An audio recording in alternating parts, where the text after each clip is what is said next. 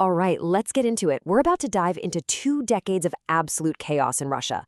We're talking about a period that didn't just end a 300-year-old dynasty. No, it completely shattered an entire empire and created something the world had never seen before, the very first communist state. This is the story of the Russian Revolution. So here's how we're going to break it down. We'll start with the Tsar's empire and how it started to crack. Then we'll move into the war and the revolutions that followed. We'll look at the power struggle that happened next, Lenin's big move, the civil war between the Reds and the Whites, and finally, we'll see how they tried to build a new communist state out of the wreckage. Okay, so our story actually kicks off before the big explosion of 1917. We need to go back about a decade earlier. You've got this colossal Russian empire, right? It's massive, stretching across 2 whole continents. But underneath it all, it's just creaking. It's buckling under the weight of this really old, really oppressive system. And just below that shiny, gilded surface of the monarchy, there's decades of frustration and misery just simmering, and it is about to boil over. So what was the spark? Well, the first domino to fall was a humiliating military defeat to Japan.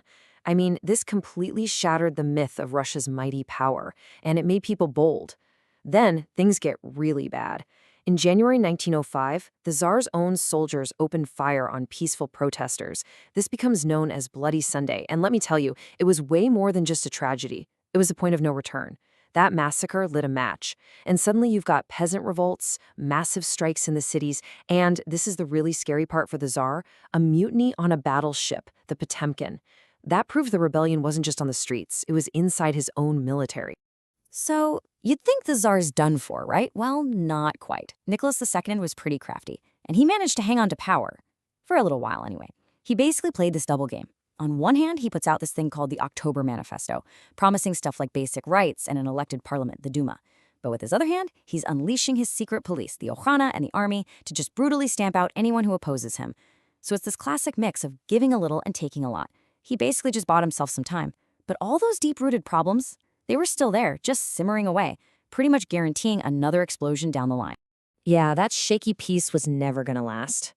The final nail in the coffin for the Tsar's regime, it actually came from outside Russia.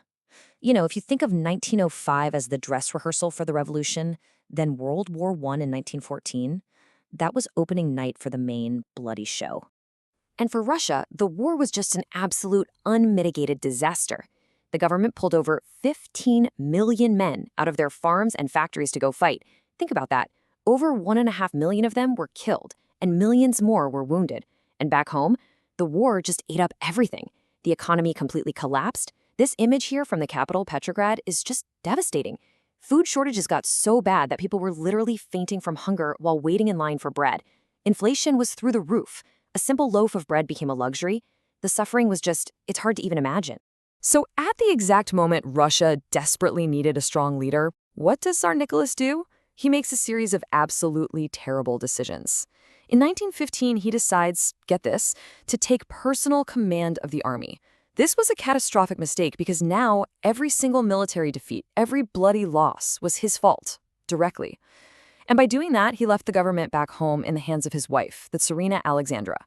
Now, she was already deeply unpopular because she was German-born. Not great when you're at war with Germany. To make matters worse, her authority was completely undermined by her reliance on this bizarre and infamous mystic, Grigory Rasputin. Rasputin's influence was just toxic, pure poison for the monarchy. He's messing with government appointments, and his scandalous lifestyle is fueling all these wild rumors that drag down the reputation of not just the Tsarina, but the entire royal family. I mean, people were literally whispering that they were German spies. The whole situation got so bad that a group of nobles decided the only way to save the monarchy was to get rid of him. So they murdered Rasputin in December 1916. But honestly, it was way too little, way too late. The damage was already done. By the time we get to February 1917, the whole Tsarist regime is just a hollow shell, ready to collapse. And it all starts with women protesting the lack of bread in Petrograd. But it just explodes with unbelievable speed. Within a few days, you've got hundreds of thousands of workers on strike. The whole city is paralyzed. But here's the real tipping point, the moment it was all over. Soldiers are ordered to shoot the protesters, and they refuse. Instead, they switch sides. They mutiny and join the revolution. Once his army was gone, the Tsar had nobody. It was over. 300 years of Romanov rule, gone. just like that. So the Tsar is gone. Problem solved, right? Nope, not even close. Getting rid of the Tsar didn't bring stability. It just created this massive power vacuum. And what rushed in to fill it was this really weird, really dangerous situation called dual power. You basically had two different groups trying to run the country at the same time. It was a mess. And this right here shows you the core problem perfectly. On one side, you've got the provisional government. This was formed by guys from the old parliament, the Duma. They looked like the official government, you know? But on the other side, you have the Petrograd Soviet. This was a huge council of thousands of workers and soldiers, the people who actually made the revolution happen. And the Soviet had the real power. How do we know? They issued something called Order Number 1, which basically told the entire military to only listen to them. So you've got one group that's the government on paper and another group that actually controls the army. Yeah, that's not going to work. I mean, just look at this picture of the Soviet. This was not some small committee meeting in a back room. It was this massive, buzzing assembly of the actual soldiers and workers who had just overthrown the Tsar. So the provisional government, which was just a bunch of unelected politicians, couldn't do a single thing without getting the Soviets okay. And this created total gridlock, leaving Russia's biggest problems, the war and what to do with all the land, completely unresolved. And this gridlock, it was the perfect opening for the real radicals. The provisional government made two huge, fatal mistakes. First, they insisted on keeping Russia in the war against Germany, which everyone hated. Second, they dragged their feet on the one thing most Russians cared about, giving land to the peasants. This hesitation created a perfect opening for the one political party that was promising quick, decisive action, the Bolsheviks, led by their fiery exiled leader, Vladimir Lenin. Lenin's real genius was his simplicity. It was brutal, but effective. He just cut through all the political noise with these incredibly powerful slogans. Peace, bread, land, and all power to the Soviets. Think about it. These weren't complicated political theories. They were direct, simple answers to what people were literally dying for. An end to the war, food on the table, and land of their own. Now, you can't talk about the Bolshevik success without talking about the partnership at the very top. Lenin, he was the brain, the political mastermind. He's the one who comes back from exile and pushes relentlessly for a second revolution. But the guy who actually made it happen, the one who organized the whole thing, that was Leon Trotsky. Trotsky was the master planner, the logistical genius who figured out exactly how to use armed force to seize power. And the takeover itself, it was nothing like the February Revolution. This wasn't a massive popular uprising. It was a quick, clean, surgical strike, a coup. On the night of October 24th, Trotsky's forces, the Red Guards, moved like lightning. They seized all the key points in the city, bridges, banks, phone lines. By the next morning, it was basically over. They stormed the Winter Palace, arrested the government, and that was it. Almost no one was killed. Just like that, the Bolsheviks were in power. Okay, so they've taken the capital. Easy part's over. Because grabbing power in one city is one thing. Trying to hold on to a massive, fractured country is something else entirely. The Bolshevik takeover didn't end the fighting. Oh no, it kicked off a brutal, 3-year-long civil war that would pit them against, well, pretty much everyone.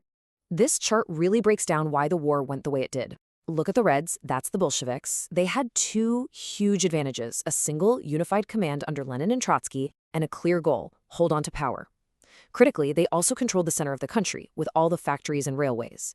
Now look at their opponents, the Whites. They were a total mess. It was this jumbled mix of everybody who hated the Bolsheviks, monarchists, Democrats, other socialists. They had no single leader, no common goal other than stop the Reds, and they were scattered all over the place, which made it impossible for them to work together. And the Bolsheviks fought dirty to win. They were absolutely ruthless. Trotsky, again, proved to be a brilliant, if brutal, organizer. He built the Red Army from scratch into a disciplined machine of 5 million soldiers. He brought back conscription, and in a really pragmatic move, he even brought in thousands of old Tsarist officers to lead his troops. And to make sure they stayed loyal, he basically held their families hostage.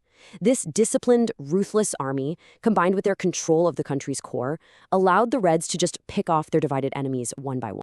But winning that war came at a staggering cost. To keep the Red Army fed and supplied, Lenin brought in this incredibly extreme economic policy. It was called war communism. And look, it worked, in the sense that it helps them win the war. But the price for the country and its people was absolutely horrific. So what was war communism? Basically, the state took control of everything. All industries were nationalized. And most devastatingly, special units went out into the countryside and just forcibly took grain from the peasants to feed the army in the cities. The result? A total economic meltdown. Production just collapsed.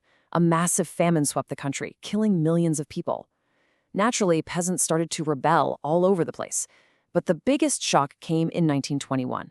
The sailors at the Kronstadt Naval Base, the guys who had been celebrated as the heroes of the 1917 revolution, they rebelled. They turned their guns on the very government they had helped create. And this diagram shows the choice Lenin was facing. The Kronstadt Rebellion, that was the breaking point. It was a clear signal, coming from his most loyal supporters, that he was about to face another revolution. And this time, it would be against him. He knew he had to do something, and fast. To save his government, Lenin was forced into a huge strategic retreat. He had to scrap war communism entirely.